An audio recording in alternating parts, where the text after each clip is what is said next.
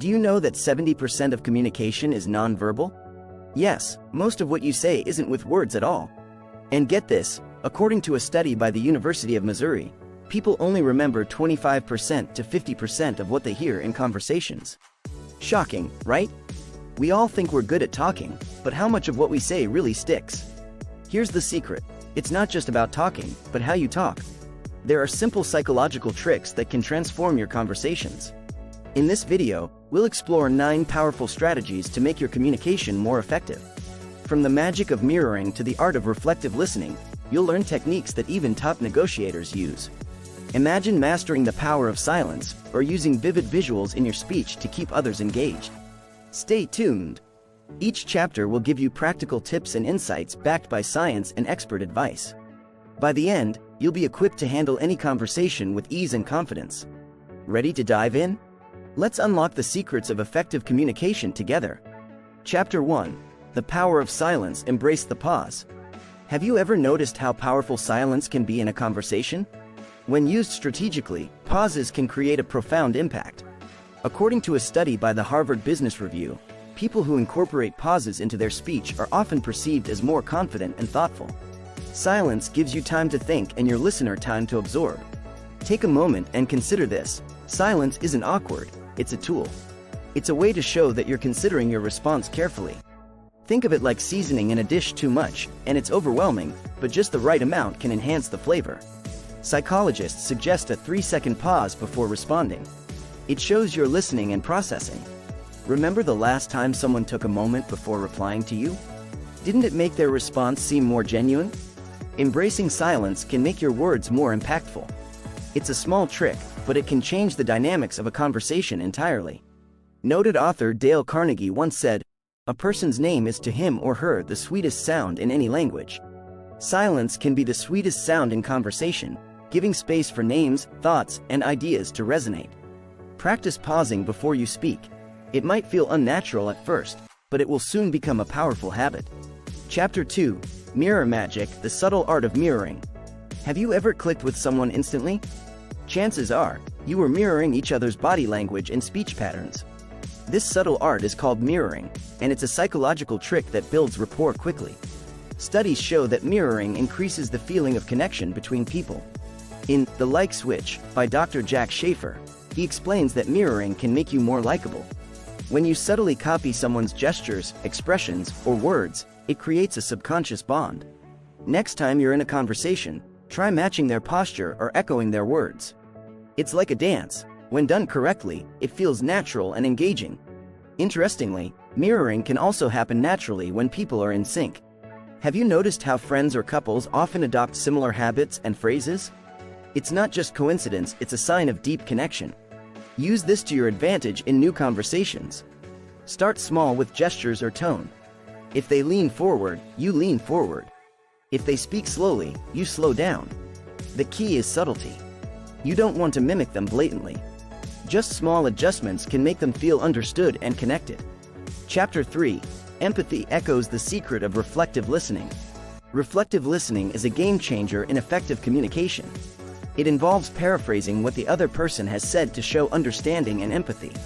Carl Rogers, a pioneer in psychotherapy, emphasized the power of reflective listening.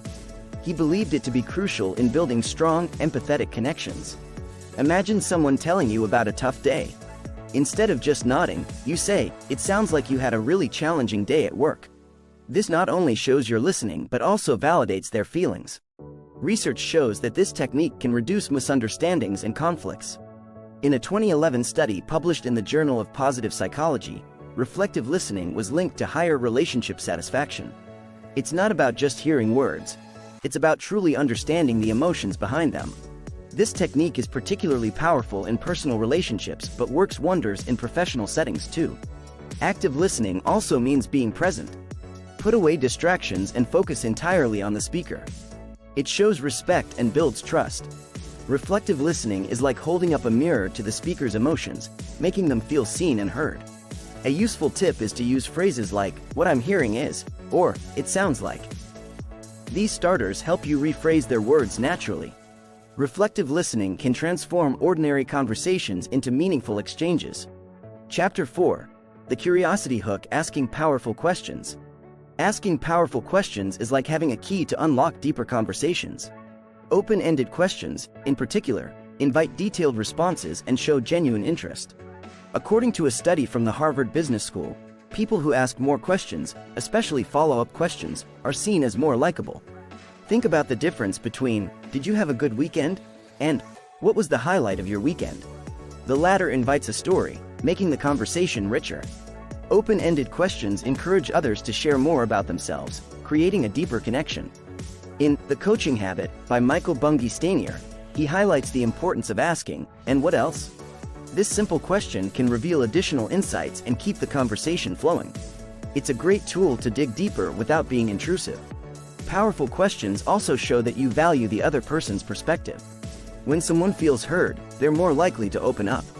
Try asking questions that start with "how" or "why." These prompt more thoughtful responses than simple yes or no answers.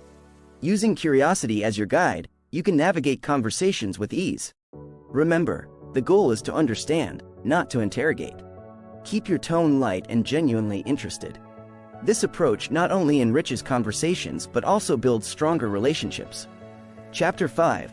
Vivid Visuals: Painting Pictures with Words. Have you ever noticed how some people can make their stories come to life? They use vivid visuals in their language. This technique involves describing scenes, emotions, and actions in a way that paints a mental picture. According to cognitive scientist Mark Turner, our brains are wired to think in images, not words. When you say, "I'm so happy I feel like I'm floating on a cloud," you create a visual that is much more impactful than just saying, "I'm happy." Using descriptive language engages the listener's imagination. It makes your conversation memorable and engaging.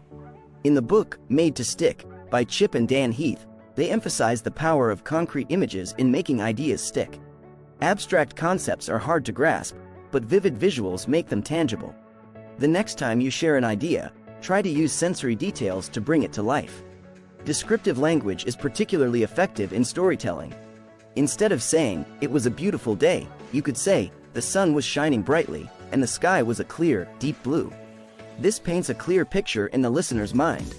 Practice this by describing everyday events in detail. Notice how people respond more vividly. This technique isn't just for grand stories but for making everyday conversations more colorful and engaging. Chapter 6. Emotional Anchors: Connecting Through Shared Feelings. Emotional anchors are about finding and leveraging shared emotional experiences to create a stronger bond. When you connect on an emotional level, conversations become more meaningful. According to a study in the Journal of Social and Personal Relationships, shared emotional experiences can strengthen bonds and increase intimacy. Imagine you and a colleague are both stressed about an upcoming deadline. Acknowledging and sharing this emotion can create a connection. Saying something like, "I'm feeling pretty stressed about this project too," shows empathy and solidarity. In Emotional Intelligence by Daniel Goleman, he discusses how understanding and managing emotions is key to effective communication. Recognizing and validating someone's emotions makes them feel understood and respected. To use emotional anchors, pay attention to the emotions behind words. If someone expresses excitement, share in their enthusiasm. If they're frustrated, acknowledge their feelings. This mutual recognition builds trust and rapport. A practical tip is to use phrases like, "I can understand why you feel that way," or "That sounds really exciting."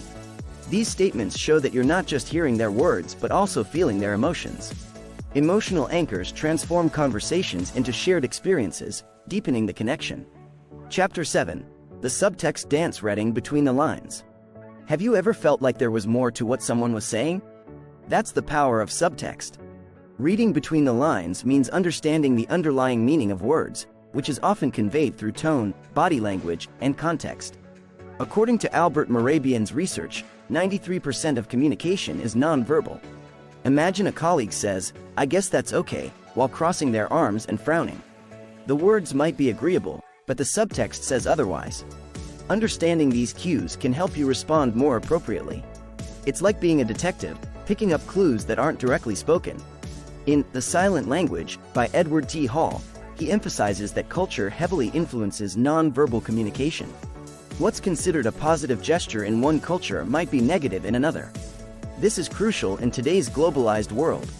Next time you're in a conversation, Pay attention to the speaker's body language, tone, and facial expressions.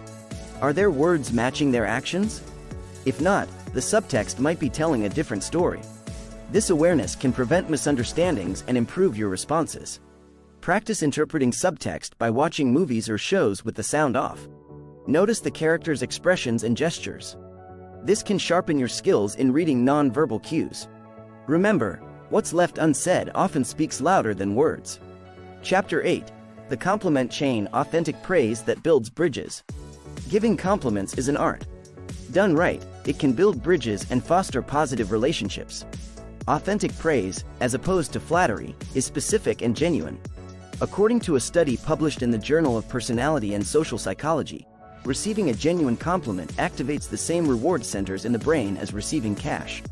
Think about the difference between "you did a good job" and "I really admire how you handled that difficult client today with such patience and professionalism." The latter is specific and shows you've noticed their effort. This type of compliment feels more meaningful and sincere. In How to Win Friends and Influence People by Dale Carnegie, he stresses the importance of honest appreciation. People crave recognition, and a well-placed compliment can significantly boost morale. It's not just about making someone feel good, it's about acknowledging their value. Next time you give a compliment, be specific. Notice the little details and mention them. This shows that your praise is genuine and not just a formality. Authentic compliments can strengthen bonds and create a positive atmosphere. Interestingly, compliments can also be contagious. When you start giving genuine praise, others are likely to follow. This creates a culture of appreciation and positivity. So, don't hold back on giving credit where it's due. It can make a world of difference in your relationships. Chapter 9. The Echo Effect: Subtly Reinforcing Key Points. The echo effect is about subtly repeating key points in a conversation to ensure they stick. It's a technique often used by great speakers and teachers. By echoing essential ideas, you help reinforce the message. According to the book, Made to Stick, by Chip and Dan Heath, repetition is a key factor in making ideas memorable. Consider how politicians often repeat their key messages during speeches. It's not by accident. This repetition helps the audience remember the core message. You can apply the same technique in everyday conversations. For instance, if you're discussing a project, you might say, "The main goal here is to improve our customer service." Remember, improving customer service will increase our customer retention. By echoing the main point, you reinforce its importance. In meetings or discussions, try summarizing key points at the end. This not only shows you've been paying attention but also ensures everyone is on the same page. Repetition in this context is not redundant, it's reinforcing. You can also use the echo effect to clarify misunderstandings. If someone misinterprets your point, gently restate it to ensure clarity. This helps in maintaining effective communication and avoiding confusion. Echoing isn't about being repetitive in a dull way. It's about strategically emphasizing what matters most. Practice this by summarizing important points in your conversations. This technique helps in making your message clear and memorable.